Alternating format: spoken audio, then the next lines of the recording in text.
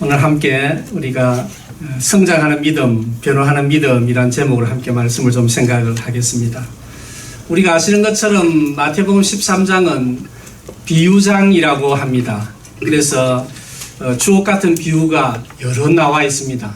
물론 이것을 그냥 예수님께서 한 시간에 계속해서 여러 비유를 말씀하신 것은 아니고, 마태가 이것을 기록할 때에 특별히 마태복음의 중요한 특징은 5가지 굉장히 중요한 설교를 한테 모아 놓았습니다. 산상설교, 마태 5장, 6장, 7장 하시죠. 13장 이 비유, 그리고 또 25장 또 마지막 천국에 관련된 그 하나님 나라 가는 것에 관련된 여러 가지 비유, 이 가르침을 5가지 해 놓으셨는데, 그 중에 마치 천국은 무엇과 같으니, 그렇게 해서 이 말씀을 시작하는데, 이것을 우리는 하나님 나라 비유라고 이렇게 말씀을 드릴 수가 있겠습니다. 이 여러 비유들은 하나님의 나라가 초점으로 하고 있다는 것이죠. 그래서 하나님 나라가 어떤 모습인가, 하나님 나라 시민은 어떤 사람이 되어야 되는가, 우리가 이 땅에서 어떻게 살아야 하는가, 이것을 이 비유를 통해서 참 다양하게 말씀을 하고 있습니다. 그래서 이 말씀을 통해서 우리가 개인적으로 하나님의 나라를 내가 알고 하나님 나라를 경험하고 하나님 나라 백성으로 우리가 살아갈 수 있는 중요한 터전을 마련해 준다, 그렇게 할 수가 있겠습니다. 그래서 우리가 하나님 나라를 잘 알게 되면 우리가 이 땅에서 하나님의 나라를 살아갈 수 있는 것이죠. 그냥 가정에서나 혹은 일터에서나 또 사업을 하시면서 여러 자리에서 우리가 하나님의 나라를 내가 이루어갈 수가 있습니다. 그래서 이 말씀은 우리의 신앙생활에 참 중요한 말씀이다, 그렇게 말씀을 드릴 수 있겠습니다. 이제 예수님께서 이 비유가 하나님의 나라의 이야기인데, 이 예수님 말씀에 대한 얘기를 먼저 하고 이 본문에 좀 들어가도록 하겠습니다. 예수님은 가르치면서 성경 말씀을 아주 잘 가르쳤습니다. 그래서 그 당시, 예수님의 당시는 아직 신약 성경이 기록되기 전이었기 때문에 구약 성경 말씀을 잘 아셨고 자주 인용을 했습니다. 특별히 이제 우리가 읽은 마태복음 같은 경우에는 유대인을 위한 복음서였기 때문에 구약 성경의 1장이 우리가 예수님의 족보부터 시작되지 않습니까? 그래서 이 하나님의 말씀을 구약 성경을 많이 인용하면서 마태가 기록하고 있습니다. 그래서 하나님의 말씀은 우리가 하나님을 알고 하나님 나라를 알고 하나님 백성으로 살아가는데 굉장히 중요한 것입니다. 그래서 우리의 믿음의 성장이라는 것이 오늘 각 헌신을 하시는 분들이 우리가 성경 구절을 이렇게 외우시고 하셨지만은, 이게 헌신할 때에 한번 외우는 정도가 아니라 하나님 말씀과 늘 우리가 함께 할 때에 우리의 믿음이 나날이 성장하게 되는 것입니다. 그래서 매일 성경을 읽으시고 또 매일 성경 말씀을 생각하시고 묵상하시고 그렇게 하셔야 됩니다. 그래서 성경은 마치 우리 영혼의 양식과 같은 것이죠. 오늘 좀 전에 우리가 아주 맛있는 음식을 주일 이렇게 함께 음식을 준비하고 나누고, 이게 얼마나 좋습니까? 그런데 이게 음식을 먹는 것을 통해서 영양분을 섭취하게 되는데, 우리가 한 끼 두 끼는 음식을 먹지 않을 수도 있습니다. 그러나 하루를 굶고 이틀 이렇게 우리가 계속해서 일을 할 수는 없는 것 아니겠습니까? 그래서 하나님 말씀을 우리가 깊이 읽고 묵상하고 그 말씀을 새겨서 나의 영혼의 양식으로 삼아야 우리의 믿음이 자랄 수가 있게 되는 것입니다. 예수님께서 이런 구약 말씀을 많이 가르쳤고 뿐만 아니라 예수님 오늘 비유처럼 아주 적절한 비유를 이렇게 잘 말씀을 하셨습니다. 저는 이제 기독교 교육학을 공부하고 기독교육 분야에 오랫동안 일을 했습니다. 그래서 기독교육에 있어서 교수법, 어떻게 잘 가르치는가, 이것을 우리가 함께 배우게 되는데, 예수님이 이렇게 굉장히 화려한 비유들을 많이 가르쳐 주셨습니다. 우리가 비유하면 제일 먼저 기억나시는 것이 아마 씨 뿌리는 비유, 내가 이것을 다르게 말하면 4종류의 밭의 비유라고 이야기할 수 있습니다. 농부가 이제 씨를 뿌리는데 이 똑같은 씨 아니겠어요? 씨인데 이것이 어떻게 뿌려졌느냐 따라서 길가에 뿌려지기도 하고 가시덤불에 뿌려지기도 하고 또 바위 위에 뿌려지기도 하고 좋은 땅에 뿌려지기도 하고, 그래서 좋은 땅에 뿌려진 씨앗이 뿌리를 내리고 자라게 되는 것이죠. 그러면 30배, 60배, 100배의 결실을 맺게 된다는 것입니다. 아마 이 당시에 농사를 짓는 사람은 예수님께서 이 씨 뿌리는 4종류의 밭의 비유를 할 때 이게 바로 나의 이야기거든요. 내가 지금 씨를 뿌렸을 때 실제로 그런 일이 많이 있었단 말이죠. 길거리에 떨어져서 새들이 와서 먹어버리기도 하고, 가시덤불에 떨어지게 되면 씨가 뿌리를 내리지만은 가시의 기운이 너무 세기 때문에 이 씨가 제대로 뿌리 내려서 자라지를 못하게 되는 것입니다. 이것을 우리가 잘 알고 있었던 그들에게는 이 말씀이 굉장하게 마음에 와 닿았던 것이죠. 그래서 예수님의 가르침은 우리의 삶에 보이는 모든 것이 예수님의 가르침의 소재였습니다. 많은 사람이 염려하지 않습니까? 요즘 이게 경기가 좋지 않아서 우리가 비즈니스가 좀 슬로우하다. 이래 되면 정말 우리가 생활하는데 필요한 것을 공급을 하고 또 미래를 위해 준비를 해야 되는데 먹을 것, 입을 것, 살아갈 것 걱정을 하게 되는 것입니다. 매일매일 그렇게 걱정하며 사는 그 사람들에게 주님께서는 공중에 나는 새를 보아라. 그 새가 어디 심지도 않고 거두지도 않고 그렇게 창고에 들지도 않지만은 하나님께서 이 새를 먹이지 않느냐, 그런 말씀을 하신 것입니다. 뿐만 아니라 우리가 염려가 많은 우리들에게 들의 백합화를 보아라. 그 백합화가 수고도 하지 않고 길쌈도 하지 않지만은 그를 얼마나 아름답게 입히고 자라게 하느냐, 그런 말씀을 하고 있죠. 하물며 새도 그렇게 먹이시고 백합화도 그렇게 아름답게 가꾸시는 하나님께서 하나님의 자기 백성을 어떻게 돌보지 않겠느냐, 주님께서 그런 말씀을 하고 있는 것입니다. 그런 면에서 예수님은 참 좋은 아주 훌륭한 선생이었습니다. 마태복음 5장, 6장, 7장 제일 마지막에 보면 이 말씀을 듣고 실천하는 사람은 반석 위에 집을 세우는 사람 같고, 이 말씀을 듣지만 실천하지 않는 사람은 모래 위에 집을 세우는 사람 같다. 그래서 결국은 평상시에는 잘 모르죠. 똑같이 우리가 신앙생활도 하고 똑같이 살아가면 잘 모르지만은 아주 큰 환란이 있고 어려움이 있고 바람이 불고 풍랑이 일면 모래 위에 기둥을 세우고 집을 지은 그 집은 결국은 무너질 수밖에 없다. 그 이야기를 하시면서 예수님께서 아주 사람들 그 말씀을 하시니까 얼마나 그 산상설교에 나오는 말씀이 주옥 같은 말씀입니까? 그러니까 참 사람들이 놀랐다, 그렇게 이야기를 합니다. 그 당시에 선생들이 서기관들이었는데 서기관들이 가르치는 것과 달랐다, 그렇게 이야기하면서 예수님의 가르침에 대해서 그렇게 반응을 하고 있습니다. 자, 이제 오늘 말씀을 조금 더 진행시켜 보도록 하십시다. 31절에 보면 같이 한번 읽어볼까요? 또 비유를 들어 이르시되 천국은 마치 사람이 자기 밭에 갖다 심은 겨자씨 하나를 같으니, 이 32절도 한번 읽어보십시다.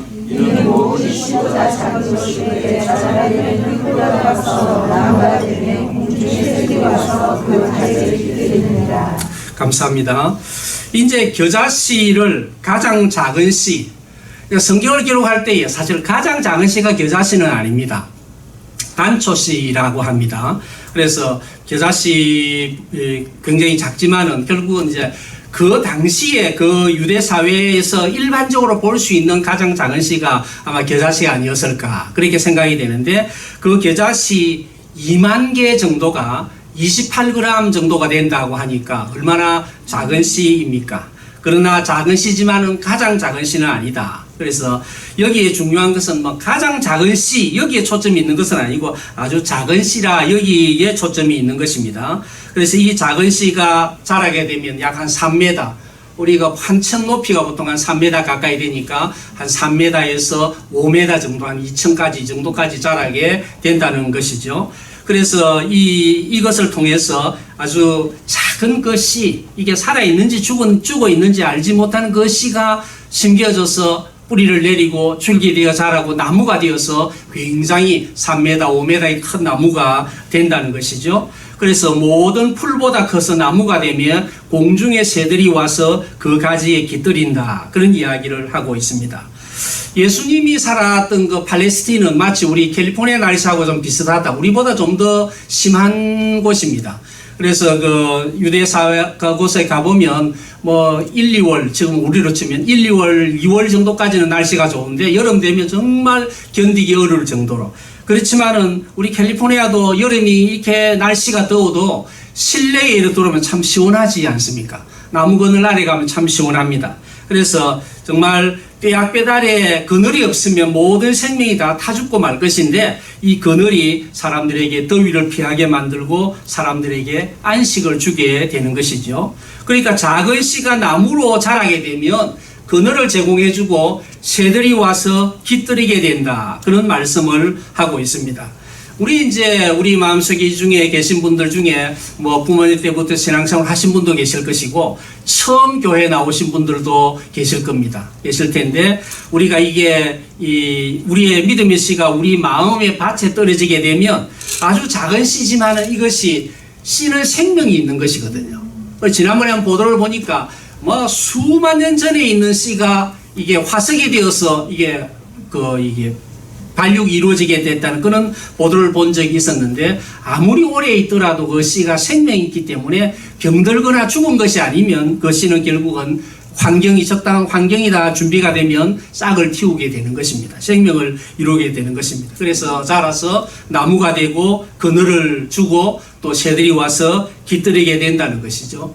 오늘 이 이야기가 무엇입니까? 오늘 제일 앞에 31절에 천국은 마치 사람이 밭에 갖다 심은 겨자씨 한 알 같으니 천국이 바로 이런 겨자씨 한 알과 같다는 것이죠. 그래서 우리 속에 떨어진 이 복음의 씨앗이 생명이 있기 때문에 뿌리를 내리게 되고 줄게 되어 자라게 되고 나무로 깃든다. 그런 이야기를 하고 있습니다.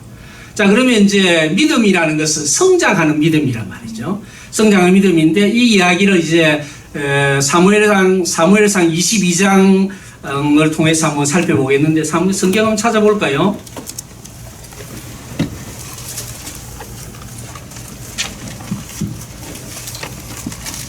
22장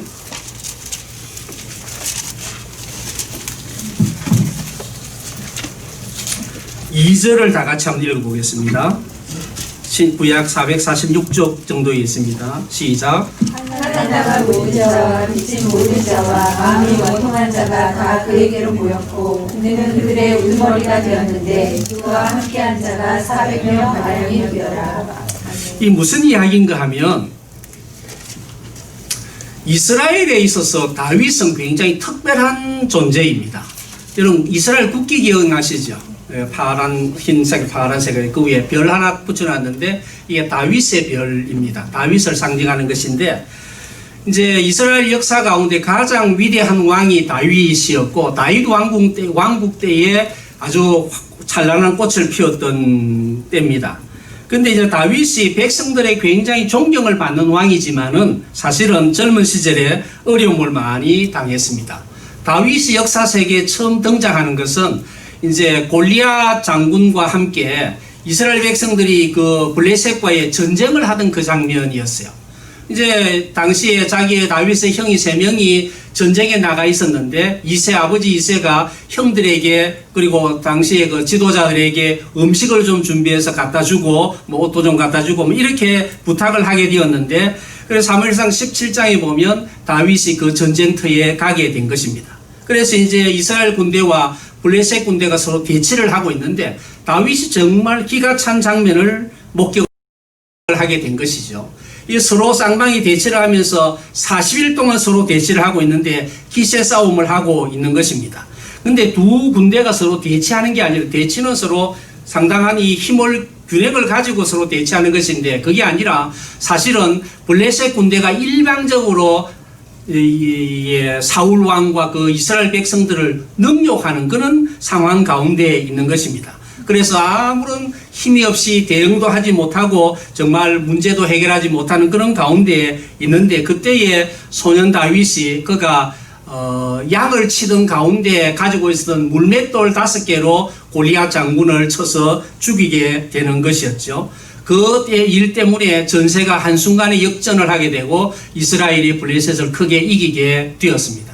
그런데 이제 문제는 그때부터 시작이 되는데 개선을 하고 이제 사울과 다윗과 뭐 여러 군대가 돌아오는데 이제 무슨 일이 있었습니까?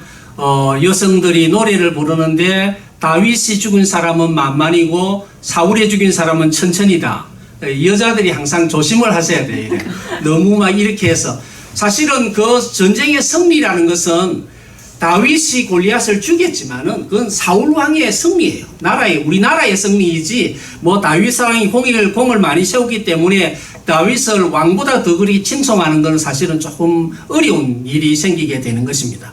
그래서 약속한 대로 이 전쟁에 이기게 되면 그 승리하는 그 장수에게 내가 딸을 주겠다. 그렇게 해서 자기 미갈을 줘서 사위로 삼았는데 지금 다윗의 그 앞으로 이제 아직 소년이겠지만은 기세등등하게 일어나는 그것을 사울이 포용할 수 없는 그런 상황이었습니다. 그래서 흔히 우리가 뭐 하늘에 해가 두 개가 떠 있을 수 없지 않습니까? 나라에 왕이 있는데 왕의 인기는 바닥이고 다윗의 인기는 뭐 하늘을 찌른다. 그렇게 되면 왕이 불안해질 수밖에 없는 것입니다. 그래서 내가 왕인데 백성들이 다윗을 나보다 더 칭송한다 하니까 지금 사울이 견딜 수가 없게 된 것입니다.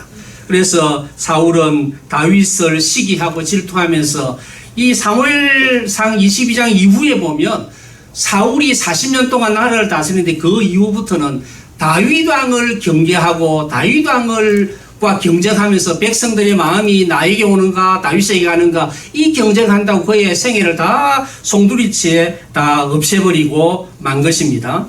그래서 많은 사람들이 참 이렇게 그런 다윗을 따라가는 가운데 왕은 다윗을 시기하고 그래서 오늘 22장에 가면 다윗이 이제 피하여 아둘람 굴에 도망을 했다는 것입니다. 아까 읽었던 것처럼 환난당한 모든 사람들과 빚을 졌던 모든 사람과 마음이 원통한 자가 다 그에게 모여들었고 이 아둘람 굴에 모였던 400명의 군사는 환난을 당했던 사람, 빚을 져서 노예가 될 만한 사람들, 그 사람들이 도망을 오고 마음이 원통한 자들, 재판을 억울하게 뭐 유전, 무죄, 유전 뭐 이런 이야기를 합니다만은 사실은 미국도 그렇잖아요. 뭐 돈을 많이 들여서 있어서 아주 유능한 변호사가 세워지게 되면 뭐 죄도 좀 경감되게 되고 죄가 있어도 없어지기도 하고 이러는데 이런 잘못된 재판 때문에 환난을 당했던 원통한 마음을 갖던 그 사람들이 다 다윗에게 모여오게 된 것이죠.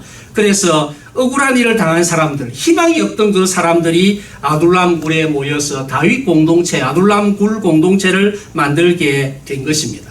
저는 이제 이것이 오늘날 교회와 같다 그런 생각을 많이 합니다.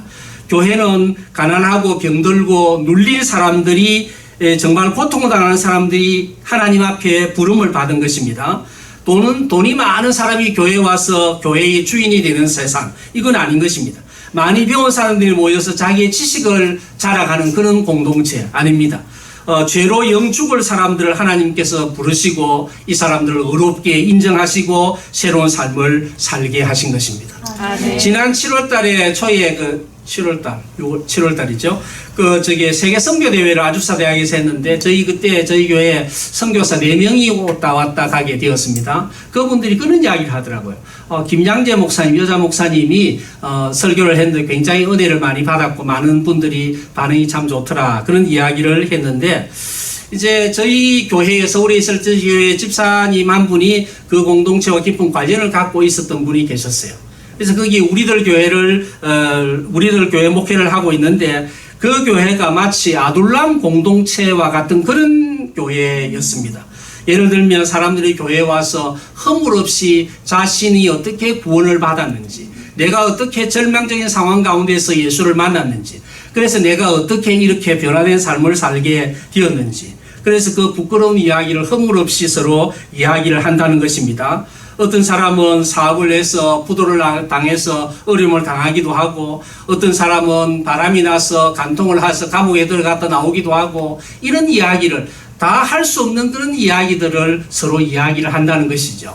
그래서 서로 거기서 새로운 또 깨달음을 많이 받게 된다. 그래서 그 다락방에서 그렇게 나누었던 그런 나눔이 서로에게 위로가 되고 격려가 되고 또 새롭게 회복될 수 있는 그런 힘이 되었다는 것입니다. 오늘 여기 아둘람굴에 모인 사람들은 그 사회에서 소외받던 그런 사람입니다. 외면당하던 그런 사람들입니다. 그래서 그 사람들은 압제를 당하고 빚에 시달리게 되고 또 공정하지 못한 판결 때문에 원통한 마음을 갖게 되고 그래서 이 사람들은 죄도 없이 억울함을 당하고 그 억울함 때문에 고통을 당했던 그 불공정한 사회 구조 때문에 그들이 죄인이 되고 상처를 입은 영혼들이 되게 된 것이죠. 그래서 이스라엘 사회에서 성공하지 못한 사람들, 거절당하고 실패하고 탈락했던 사람들, 이 사람들이 이제 그 공동체의 구성원이 되어진 것입니다. 원래 그 다윗이 왕이 되게 된 것은 사무엘상 16장에 기름 부은 바 벌써 그 전에 있었습니다. 그런데 그가 실제로 왕의 즉위를 하게 된 것은 오랜 세월이 지나서 이루어진 것입니다. 그리고 이 아둘람 공동체에서 이 400명의 사람들과 함께 적어도 10년 이상 함께 유랑 생활을 하고 난 이후에 그가 나라의 왕이 된 것입니다. 그래서 여기에 있는 이 군사들이 장차 다윗 왕국의 굉장히 핵심적인 포스트에 자리를 하게 되는 그런 것을 우리가 볼 수가 있습니다. 블레셋이 베들레헴을 점령하고 있을 때에 다윗이 이제 내가 어릴 시절에 베들레헴의 우물가에서 마시던 그 시원한 생수를 내가 정말 먹고 싶다. 그렇게 이야기를 했을 때에 그를 따르고 존경하던 그 세 장수가 그 블레셋 군대를 돌파하고 거기에 베들레헴 우물까지 가서 그 물을 가지고 왔습니다. 사실은 그가 물이 먹고 싶다는 것도 정말 어릴 때 정말 감미로웠던 그 물을 먹고 싶다는 것도 다윗의 마음이었지만 정말 하나님께서 우리에게 주신 이 소중한 신앙유산을 이 블레셋 군대에게 맡겨놓았다는 게 얼마나 가슴이 아팠던 그런 상황 아니겠습니까? 그 이야기를 듣고 자기의 목숨을 걸고 그 물을 떠왔던 그 장수들을 우리가 보는데 바로 그 물을 하나님의 제단에 부어드리고 정말 이것은 이 군사들의 피입니다. 그렇게 이야기를 하고 있는 것입니다. 그래서 참 이렇게 다윗을 위해서 목숨을 걸 수 있었던 이런 사람들이 모여서 다윗 왕국을 구성하게 되었고 이들이 앞으로 다윗 왕국의 중요한 요직을 차지하게 된 것입니다. 자, 오늘 제가 첫 번 이야기가 바로 그것 아닙니까? 하나님께서 우리에게 이렇게 믿음은 자라는 것이다. 성장하는 것이다. 그렇게 이야기를 하고 있는데 예수님께서 함께 그 사람들과 함께 밥을 먹던 예수님과 함께 다니던 사람들이 바로 과부들이었고 창기들이었고 쉐리들이었습니다. 그 사회에서 별로 내어놓을 만한 사람들이 아니었습니다. 그들과 함께 음식을 먹고 나누었는데 예수님의 별명이 무엇입니까? 예수님은 먹기를 탐하는 사람이라는 그런 별명을 가지고 있었습니다. 우리 교회 공동체가 그러잖아요. 우리가 함께 예배를 드리고 함께 영적인 양식을 공급받고 또 우리가 성도들이 함께 맛있는 음식을 준비해서 함께 나누고 주일날 오후 시간까지도 이렇게 함께 모여서 말씀을 나누고 이게 이제 믿음의 공동체, 사랑의 공동체입니다. 교회가 사람들의 희망입니다. 교회가 상처받은 사람들의 희망입니다. 고통당하는 사람들, 절망하고 울고 있는 사람들이 교회에 와서 하나님 말씀으로 하나님을 만나고 성도들이 함께 음식을 먹으면서 서로 교제하고 그래서 이런 교회가 되어야 되지 않겠습니까? 우리 교회도 그러하고 우리 남성교회도 그러해야 될 줄로 생각이 됩니다. 우리는 자신이 가진 것만 있으면 자신이 가진 것이 없으면 남에게 줄 것이 없다. 그렇게 생각할 수가 있습니다. 그런데 우리가 내가 경험했던 그 삶의 이야기들을 서로 나누면서 내가 성공했던 것이나 아니면 실패했던 것이나 좌절했던 것이나 잘못 판단했던 것이나 그 이야기를 서로 하더라도 같은 우리 남성교 회원들 혹은 여성교 회원들에게 많은 격려가 서로 되게 되는 것입니다. 그래서 우리가 정말 이 새벽이슬 교회가 이런 아름다운 공동체 또 아둘람 공동체 같은 그런 공동체가 정말 다윗 왕국의 주역으로 일어나는 그런 아름다운 역사가 아름다운 성장이 있기를 축원합니다. 우리 33절을 다 같이 한번 읽어볼까요? 오늘 남성교회만 한번 읽어볼까요? 33절은 시작. 또 비유로 말씀하시되 천국은 마치 여자가 단소 마시기에 전부 불리한 물과 같으니라. 아멘.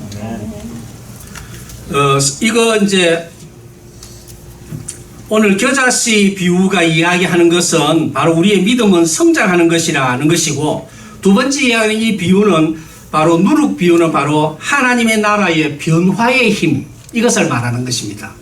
여러분 술을 만드는 것을 여러분 못 보셨죠? 못 보셨죠, 그죠? 보셨나요? 못 보시죠? 저는 어릴 때 그것을 직접 잘 보고 자랐습니다.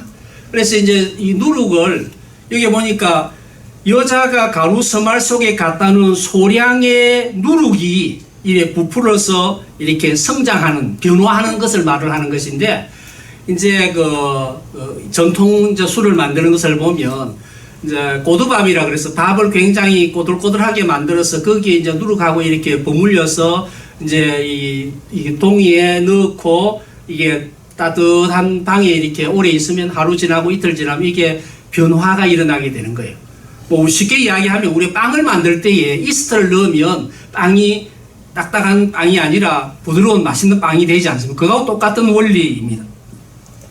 그래서 예수님께서는 뭐 바리새인들은 누룩을 조심하라 이 이야기를 머릿속에 가지고 있는 분들은 이 누룩이라는 것이 굉장히 부정적으로 사용된 게 아닌가 이런 생각될 수 있지만은 오늘 본문의 말씀은 누룩은 적은 양의 누룩이 가루 서말을 변화시키는 힘, 이것을 이제 이야기하는 것이단 말이에요. 그래서 항상 우리가 누룩을 부정적으로만 볼 필요가 없는 것입니다. 오늘 이거 술을 만들 때, 빵을 만들 때 바로 이것입니다. 그래서 우리가 이게 빵을 만들 때도 원래 이스라엘 백성들은 보통 다 유교병을 먹는 거예요. 이스트를 넣은 보들보들한 맛있는 빵을 먹는데 6월절이 되면 무교병을 넣는 겁니다. 발효되지 않는 빵을. 그러니까 이제 빵을 구워 내놨는데 이게 딱딱해서 맛이 없는 거예요. 그래서 아이들이 오늘 왜 이래 맛없는 빵을 만드셨어요? 그렇게 물으면 이게 우리가 오늘 6월절 저녁인데 우리가 6월절에는 고난당하던 애굽에서 고난당하는 그 시절을 생각하면서 우리가 이 딱딱한 빵, 썬 나물 이런 것들을 우리가 함께 먹는 그런 것들이 있는 것이죠. 그래서 애굽의 430년 동안의 그 고난의 상징으로서 그 떡을 먹고 그런 나물을 먹는 것입니다. 그래서 우리를 구원하신 하나님의 은혜가 얼마나 크고 놀라운가 이것을 우리에게 보여주는 것인데 오늘 예수님은 이 비유를 통해서 천국이 마치 누룩과 이 가루 서말 속에 넣어서 전부 부풀게 한 누룩과 같다 그런 말씀을 하고 있습니다. 게마살 아시죠? 게마살은 게살입니까? 마살입니까? 게마살은 그게 게가 아니란 말이에요. 그건 이제 게맛을 내는 어묵 종류의 것입니다. 그죠? 그래서 처음에 저는 그게 게살인 줄 생각을 했었어요. 이거 비싼 건데 이런 생각했는데 사실은 그게 게맛만 내는 것이거든요. 그러니까 이제 우리가 오늘날 우리가 맛이나 향만 게맛을 내는 것인데 그 게마살 안에는 게가 없는 것입니다. 그죠? 마찬가지로 우리가 누룩이 아니라 우리가 누룩 모양이면 이 가루 서말을 변화시키는 힘을 갖지 못하는 것입니다. 오늘 가루에게 서말을 변화시키는 그 누룩 이것이 이제 하나님의 나라란 말이죠. 우리 그리스도인이 내가 비즈니스 현장이든지 일터에든지 학교에든지 아니면 모임이든지 그곳에 우리가 가는 곳에 변화가 있어야 된다는 것이죠. 하나님의 나라가 바로 그렇다는 것입니다. 우리가 그 로마 시대의 상황을 좀 생각을 해볼 필요가 있습니다. 노예들을 잡아서 금투사를 양성하고 금투사들이 목숨을 걸고 싸워 이겨야 되는 거죠. 나중에는 금투사가 사람뿐만 아니라 사자와 경기도 해서 목숨이 날아가는 그런 경우가 굉장히 많이 있습니다. 그래서 로마 귀족들이 굉장히 스포츠를 즐기면서 이렇게 아주 부도덕한 이런 스포츠를 즐기게 되어졌는데 그리고 굉장히 그들 사이에 문란한 일들이 굉장히 많이 있었기 때문에 나중에는 우리 그러니까 잡으로 세울 만한 사람들이 없게 된 거예요. 거의 많은 젊은 사람들이 결혼하기 전에 이미 성적인 깊은 관계에 들어가게 되고 그래서 순결을 가진 신부를 구할 수가 없는 지경에 처하게 된 것입니다. 이것은 왕실에도 마찬가지, 귀족들마다 마찬가지. 그러니까 이제 결국은 우리가 이 연구를 하다가 예수 믿는 사람들은 순결을 유지한다는 사실 때문에 그래서 예수 믿는 사람들이 그 귀족 가정에 자보가 되고 왕실에 또 자보가 되는 그런 일들이 많이 있게 된 것입니다. 이런 삶을 100년, 200년 가까이 지나다 보니까 그들의 자녀가 신자가 되고 귀족이 되고 왕족이 되고 그래서 313년에 밀라노 칙령을 통해서 신앙의 자유가 선포되게 된 것이죠. 바로 기독교인을 박해하고 죽이고 하던 그 사람들이 바로 예수 믿는 사람들의 성결한 삶 때문에 그들 전체가 이 누룩의 힘 때문에 로마 제국 자체가 변화를 갖게 되었다는 것입니다. 이것이 결국은 기독교가 로마의 국교로 선포될 수밖에 없었던 그런 경우죠. 물론 다른 이유도 있습니다만은 저는 지금 변화를 두고 이야기하면서 그 이야기를 함께 하는 것입니다. 이것이 누룩의 힘이고 이것이 변화의 힘입니다. 하나님의 나라가 이렇다는 것이에요. 자, 그러면 우리가 예수를 믿는 우리들이 예수를 믿는 것이 단순히 교회에 나오는 것을 의미하는 것은 아닙니다.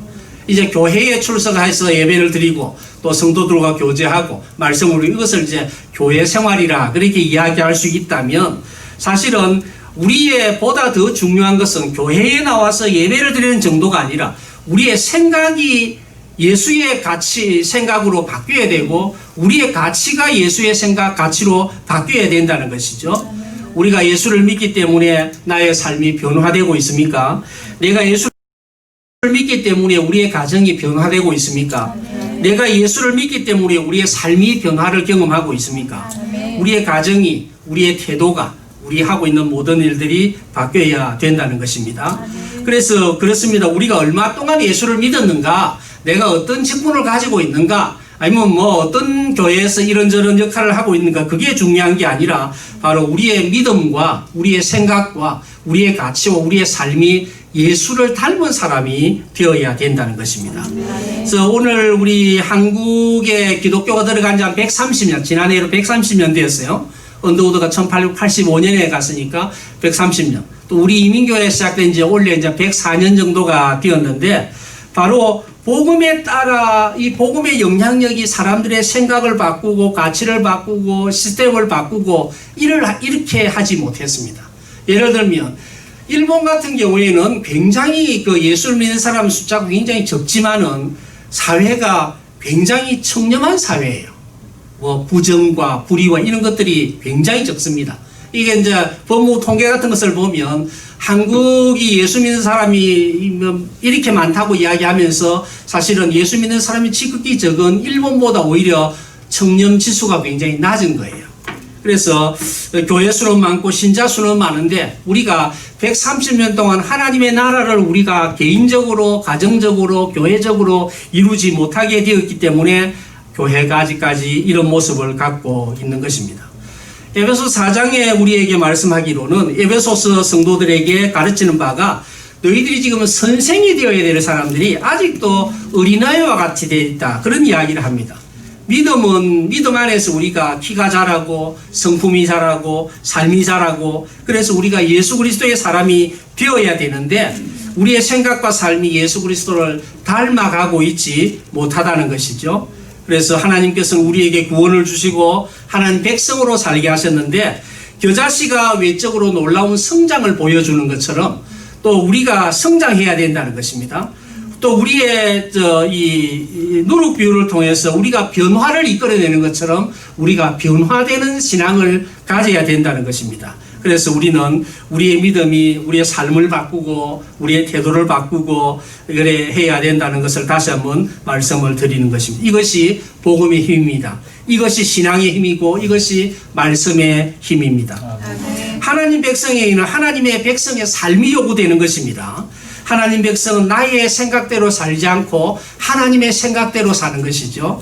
하나님의 백성은 내 뜻대로 살지 않고 하나님의 뜻대로 살아가는 것입니다. 하나님의 백성은 내 취미대로 살지 않고 하나님이 기뻐하시는 것을 취미로 하는 것입니다. 내가 참 재미있고 좋아도 주님께서 이것을 기뻐하지 않는다 싶으면 여기에서 우리가 전환 방향을 돌이키는 것이 우리 그리스도인의 삶입니다. 우리는 주님을 닮아가야 됩니다. 우리가 결혼을 하신 지가 우리 남성교회 그 회장님은 결혼하신 지 몇 년 되셨어요? 16년. 아유, 무슨 또 질문을 하려나. 또 그러니까 뭐 대단한 것은 아니고 몇 년쯤 지나니까 아내를 이해하게 되고 아내는 또 남편을 이해하시게 됩니까? 아직도 이해가 안 된답니다. 부인 집사님 어디겠어요? 아직도 이해가 잘. 사실은 우리가 30년 가까이 우리가 다른 가정, 다른 환경, 다른 교육, 다른 경험 그러잖아요. 이게 맞춰지는 게 쉬운 게 아닙니다. 그냥 우리 신부들이 결혼을 하면 당장 우리가 정말 꽃길을 우리가 걸어갈 거라 그래 생각이 사실은 들어도 이거 맞추는데 상당한 시간이 걸립니다. 옛날 사람들은 맞추는데 막 어뢰 그러느니 하고 그래 살지만은 요즘은 뭐 맞추려고 서로 노력을 하지 않기 때문에 신혼여행 갔다 오면서 막 나눠지기도 하고 뭐 그렇습니다. 그래서 우리가 이 부부도 그러한데 10년이 지나고 20년이 되고 자녀를 키워가면서 부모의 마음도 이해하고 남편도 아내도 서로 이해하게 되는 것이죠. 그런데 이제 종종 우리 부부간에 이렇게 생각합니다. 이 비교라는 것이 항상 상대방의 가장 좋은 점과 나의 가장 좋지 않은 점을 이렇게 비교합니다. 이게 공정합니까? 우리 남편의 가장 약점과 상대방의 가장 강점을 서로 비교합니다. 이게 공정한 것이 아니거든요. 사람마다 각각 우리가 다르잖아요. 어떤 분은 이런 게 장점이 있고 어느 분은 저런 게 장점이 있는데 그 장점은 장점끼리 비교해야 되고 단점은 단점끼리 비교해야 되는데 그 상대방의 장점과 나의 약점을 비교함으로써 오히려 우리는 마음이 서로 그런 상태에 빠지게 될 때가 참 많이 있습니다. 그래서 우리가 평상시에 그 부당함을 많이 느끼시는가 봐요. 그죠? 그래서 우리가 예수를 믿는다는 것은 예수님을 닮아가는 것이거든요. 그래서 우리의 생각도 가치관도 또 취미도 오락까지도 우리가 함께 가는 것인데 우리의 말은 우리의 속사람을 드러내는 것이란 말이에요. 말이 닮아가고 행동이 닮아가고 인격이 닮아가고 그래서 우리가 경건이라고 생각할 때에 우리의 예배나 우리의 기도나 우리의 말씀이나 이런 것뿐만 아니라 우리의 삶을 통해서 하나님 앞에 우리 자신의 모습을 또 이렇게 점검해야 될 줄로 생각이 됩니다. 아멘. 자, 이제 좀 정리를 한번 해보도록 하겠습니다. 하나의 이야기를 하고 마무리를 좀 짓고자 합니다. 아까 제가 한국교회가 한 130년 되었다고 이야기했는데 130년 전만 하더라도 사실은 남성 중심의 사회였기 때문에 여성들이 별로 역할을 제대로 못했죠. 그죠? 또 그 당시에는 조선시대가 양반과 상놈의 그 구별이, 신분의 구별이 뚜렷했기 때문에 사실은 과거도 상놈이 아무리 공부를 잘하고 하더라도 과거 영시를 할 수 없는 그런 때였습니다. 그래서 나면 아버지가 그냥 상놈이면 아무리 똑똑하든지 잘생겼든지 키가 크든지 관계없이 쌍놈이에요. 그죠? 그러니까 아무리 시원찮던 가정이라도 양반 가정에서 태어나면 양반이 되는 것인데 이제 그 1862년에 태어났던 그 백정, 이제 요즘은 뭐 그래도 정육점 하면 괜찮은 비즈니스인데 그 당시는 백정이 바로 정육점과 같은 그런 일이었단 말이에요. 혹시 정육점 하는 분 안 계십니까? 그래서 아주 백정은 7천반이라 그래서 완전히 상놈, 거지들보다 더 못한 신분을 가지고 있었는데 이제 자기가 가만히 생각해 보니까 내가 백정의 아들로 태어나서 내가 백정으로 평생 사니 우리 아이가 공부를 하지 않으면 안 되겠다 생각을 해서 그가 돈이 없으니까 선교사가 막 들어와서 그 당시에 학교를 세웠는데 그 학교의 아이를 공부를 시키게 된 것입니다. 그런데 1894년에 조선 땅이 굉장히 콜레라가 많이 번성을 해서 사람들이 많이 죽어나갔습니다. 하루에 한 300명씩 죽었대요. 서울 안에서. 그래서 그 당시에 왕실 의사, 왕의 건강을 살피던 그 당시엔 전부 다 한의밖에 없었으니까 그 서양 의사가 처음 와가지고 임금을 돌보던 에비슨이라는 선교사가 있었는데 그 임금, 그러니까 박성춘도 어려움을 당한 거예요. 고통을 당했는데 콜레라 때문에 죽을 병이 걸렸는데 왕실 의사로서 왕의 몸을 돌보던 그 의사가 와서 자기의 콜레라를 고쳐주게 된 것입니다. 그래서 그곳에 와서 자기가 정성으로 돌보면서 박성춘이라는 사람이 기적적으로 살게 되었는데 근데 자기가 살게 된 것도 정말 기가 찬 일이지만은 가만히 생각해 보면 내가 양반들에게 완전히 상놈으로 그렇게 참 소외당했던 그 박성춘이가 임금의 몸을 보살피던 에비슨 의사가 나를 치료해줬다는 것 자체가 엄청난 충격적인 그런 일이었습니다. 그래서 죽을 병에서 나은 것도 대단한 것이었지만은 평생 천민이었던 그가 새로운 세계를 경험하게 된 것이죠. 그래서 그 예수를 믿고 교회에 나오게 된 것입니다. 그래서 백정이 그 교회에 나오게 되었을 때에 이제 양반들이 아이고 쌍놈 저 천안 저기 백정이 교회 나 안 되겠다 해서 양반들끼리 왕실 사람 포함해서 자기들은 따로 여기 있다가 이렇게 있다가 한 그룹이 나갔어요. 그 쌍놈 교회 우리 더 이상 할 수 없다. 그렇게 해서 나갔는데, 그런데 쌍놈 박성춘이가 왔던 그 교회는 계속해서 성장을 하는데 양반들만 모였던 그 교회는 점점점 교회가 제대로 되지 않았습니다. 그래서 할 수 없이 3년 후에 양반교회와 쌍놈교회가 하나가 되었는데, 그래서 박성춘이가 그때 장로가 된 거예요. 그때 그 왕손 가운데 이재형이라는 왕손이 이제 있었는데, 왕손임에도 불구하고 장로로 선택을 받지 못하고 박성춘은 쌍놈이었고 백정 출신인데 장로가 되었습니다. 그래서 백정 출신 장로가 되고 몇 년 후에 이재영도 장로가 되어서 백정 출신과 왕손이 함께 당회를 하게 되는 그런 일들이 있게 된 거예요. 몇 년 전에 엘리자베스 여왕이 한국을 방문했을 때에 두 곳을 특별히 방문을 했습니다. 한 곳은 안동 하회마을이었고 하나는 서울의 거기 인사동 거리를 방문을 하게 되었는데, 그 인사동 거리 안쪽에 보면 성동교회라고 작은 교회가 있는데 그 교회가 바로 그 교회였습니다. 그래서 백정 출신 장로와 왕손 출신 장로가 함께 그 교회에서 당회를 하게 되는 이런 놀라운 일이 있게 됐는데, 박성춘은 나중에 이제 이 양반과 쌍놈의 그 신분을 철폐하는 그 운동을 했고, 우리 그 마르틴 루터 킹이 그 흑인 인권 민권 운동을 했듯이 백정을 해방시키자는 그런 운동을 하게 되어서 이제 더 이상 한국은 백정과 양반이 서로 양반과 쌍놈이 서로 구별이 없는 사회가 되었고, 백정도 더 이상 천대받지 않는 그런 사회가 된 것이죠. 제가 이 이야기를 하는 것은 기독교의 이 누룩의 변화의 힘이라는 것은 개인의 변화뿐만 아니라 이 공동체 전체, 사회 전체의 변화까지 이르게 된다는 것이죠. 그래서 하나님의 말씀이 가는 곳에는 우리 개인의 생각과 삶을 변화시키고 우리 공동체를 변화시키고 사회를 변화시켜서 정말 우리 모두가 다 하나님의 형상대로 지음받은 사람으로서 아름답게 살아가게 되는 것입니다. 이제 말씀을 맺겠습니다. 우리는 이제 하나님 나라의 시민이 되었습니다. 예수를 믿고 키가 자라고 얼굴이 예뻐지고 돈이 더 많아지고 이렇게 가는 건 사실 아니에요. 물론 하나님께서 은혜를 베푸셔서 우리 비즈니스도 축복을 하시고 또 우리의 자녀들도 잘 되게 하시고 여러모로 우리에게 참 이런 은혜를 베푸시지만, 그러나 우리가 예수를 믿는다는 것은 하나님의 그냥 교회에 단순히 왔다 갔다 정도가 아니라 하나님 나라의 비전을 가지고 함께 살아가는 것입니다. 하나님이 꿈꾸던 세상을 꿈꾸는 것이고 하나님이 좋아하는 그 세상을 함께 좋아하게 되는 것입니다. 내 삶 속에서 버려야 될 것을 버려야 하고 포기해야 될 것을 포기해야 됩니다.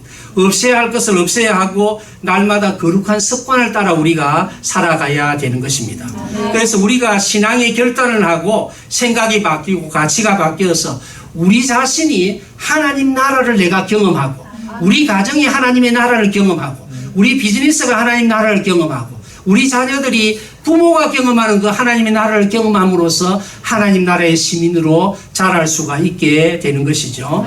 신앙의 길은 주님 싫어하는 것을 버리고 주님 좋아하는 것을 따르는 것입니다. 신앙의 길은 내가 하기 싫어도 주님이 좋아하는 것을 따르는 것입니다. 내가 좋아도 우리 주님께서 이것을 원하지 않는다 싶으면 그것을 포기하는 것입니다.